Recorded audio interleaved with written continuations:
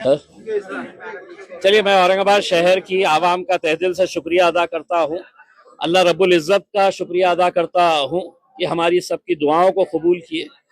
हम हमारे पार्टी के सदर जनाब बैरिस्टर असदुद्दीन अवैसी साहब, अकबरुद्दीन अवैसी साहब, मजलिस के तमाम जिम्मेदारान और इस शहर की वो आवाम जिसने पिछले 10-12 सालों से मजलिस का भरपूर साथ दिया है और उन्हीं की दुआओं, उन्हीं की ताकतों की वजह से आज अल्हम्दुलिल्लाह यहाँ पर हम 30 से ज़्यादा सीटें हासिल कर चुके हैं और इंशाल्लाह हमारा आंकड़ा जो है वो हम 33 सीटें हम जीत रहे हैं।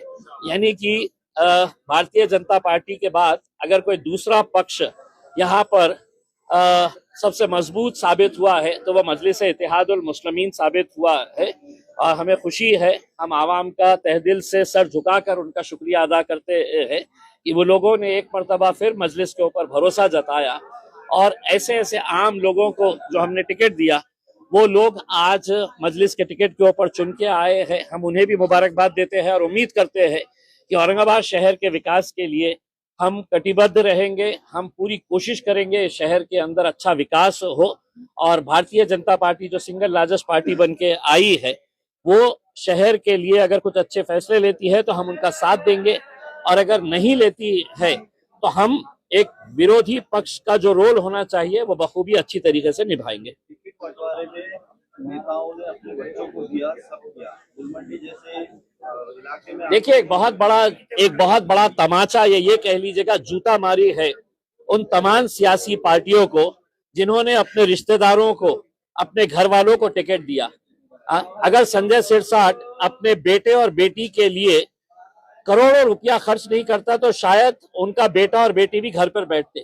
लेकिन तमाम राजनीतिक पार्टियों के नेताओं ने अपने बेटे को, अपने भाई को, अपने बाप को, अपने बीवी को, अपने बेटी को, हर एक को टिकट दिया। नतीजा क्या हुआ कि लोगों ने एक पैगाम दिया है कि हम सिर्फ गोटियां खेलने के लिए नहीं है, हम सिर्फ है तो चद्दर बिछाने के लिए, शतरंजियां बिछाने के लिए नहीं है, हम भी पार्टी के मजबूत लोग हैं, हमें भी टिकट मिलना चाहिए करके। एमआईएम एक वाहिद पार्टी थी जिसने ना किसी घर वाले को ना किसी रिश्तेदार को दिया।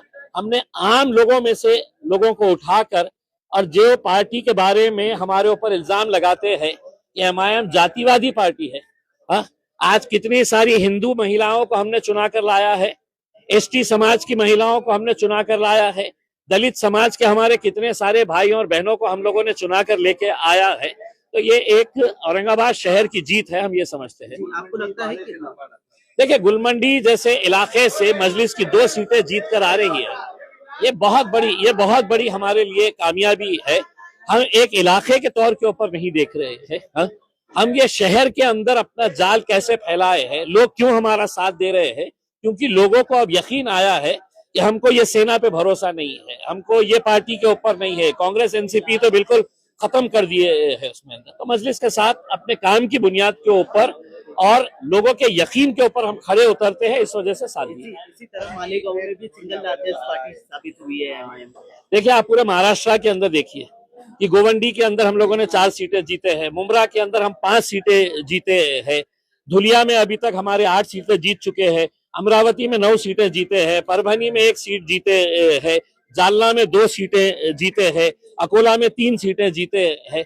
तो मैंने ओवैसी साहब को कहा था कि ओवैसी साहब, इंशाल्लाह जहां जहां पर भी हम इलेक्शन लड़ रहे हैं, इंशाल्लाह वहां पर मजलिस की नुमाइंदगी आपको देखने को मिलेगी। कहीं ज्यादा है, कहीं कम है, लेकिन है। चला आता मराठीत आम्हाला सांगा।